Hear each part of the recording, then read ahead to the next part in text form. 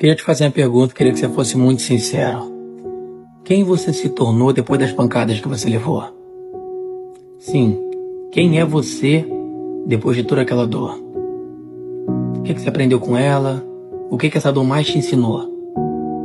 Eu sei que na maioria das vezes parece que ninguém se preocupa contigo, mas a pergunta que eu faço é: o que essa solitude te ensinou? O que essa dor te transformou?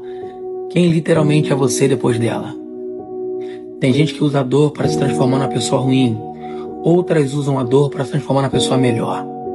E a pergunta que eu te faço é: essa dor deixou você melhor ou pior? Se você usa a dor para se transformar na pessoa pior, você se tornou pior do que a pessoa que deixou você assim. Se você usa a dor para se fortalecer, então você aprendeu o sentido da vida. Dores vêm para te ensinar, a todo momento, a todo vapor. Por isso eu te pergunto: quem você é depois da dor?